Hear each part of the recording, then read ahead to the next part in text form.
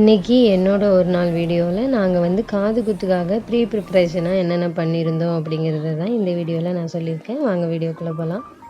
First வந்து நாளே நாங்கள் வந்து இந்த பிள்ளையார் பிடிக்கிறதுக்கான ஜாமான் எல்லாமே வாங்கி வச்சுருந்தோம். எங்கள் அம்மாவுக்கு அதெல்லாம் செய்ய தெரியாது, அதனால் அத்தையே வந்து நம்மளே செஞ்சுருவோம், ஜாமானை மட்டும் வாங்க சொல்லுன்னு சொல்லியிருந்தாங்க. அதேமாரி ஜாமான் வாங்கி கொடுத்துட்டாங்க. அதில் வாங்கி கொடுத்ததில் அரிசி, பொட்டுக்கடலை, எள் எல்லாமே இருந்துச்சு. அரிசியை வந்து நாள் காலையிலேயே வந்து நல்லா கழுவி காய வச்சுட்டேன். கொண்டு போய் ஏற்ற விட்டு மாடியில் நல்லா வந்து வெயில் இருக்கும்போது நல்லா காய வச்சுருந்தேன்.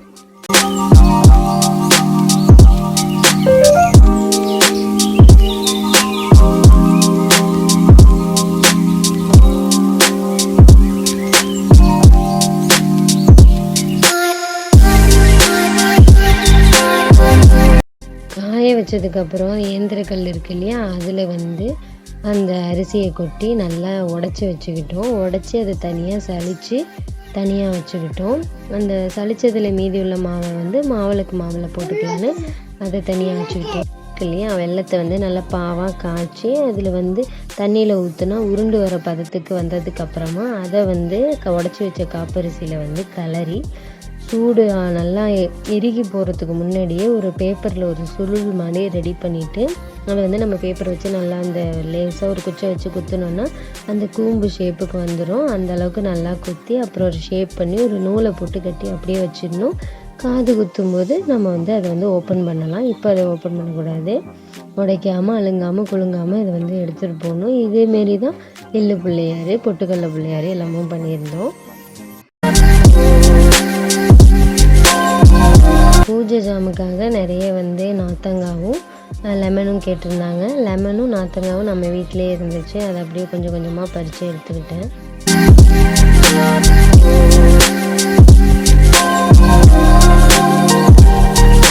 நானும் பக்கத்து வீட்டு பாப்பாவும் சேர்ந்து இந்த பாக்கெட் போடுற வேலையெல்லாம் பார்த்துருந்தோம். ஜீனியில் ஒரு மெலோடி சாக்லேட் போட்டு பாக்கெட் மாரி போட்டு வச்சுருந்தோம். வீட்டிலே வந்து முன்னாடி கடை வச்சுருந்ததுனால சீலிங் மிஷின் இருந்துச்சு, அதுலேயே அழகாக சீல் பண்ணிட்டதுனால எங்களுக்கு வேலை ரொம்ப மிச்சமாக போயிட்டு காப்பரிசியும் அப்படி தான் நாங்கள் கிளறி வச்சுருந்தோம்.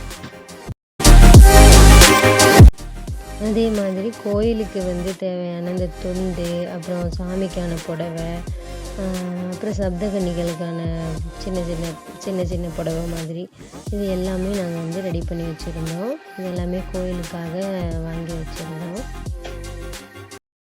எங்களோட குலதெய்வம் வந்து அக்கினி வீரன் தான், ஆனால் அங்கே மெயின் சாமியாக வந்து காத்தாயம்மன் தான் இருப்பாங்க. அதனால தான் அவங்களுக்கு வந்து இந்த புடவை அதெல்லாம் வாங்கியிருந்தோம். ரொம்ப நல்லா இருந்தது அது எல்லாமே. அது கூட எல்லா பூஜை ஜாமான், பூ, பழம் எல்லாமே வாங்கிட்டோம்.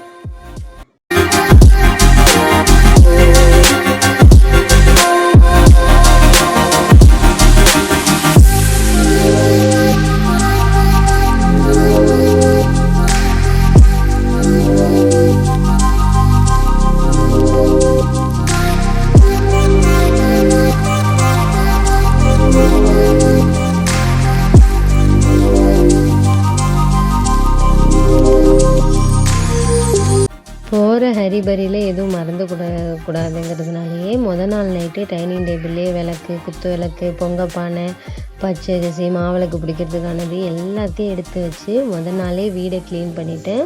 எல்லா வேலையும் முடிச்சுட்டு பார்க்கும்போது மணி 12. இன்னொரு நாள் என்னோட ஒரு நாள் வீடியோவில் சந்திக்கலாம்.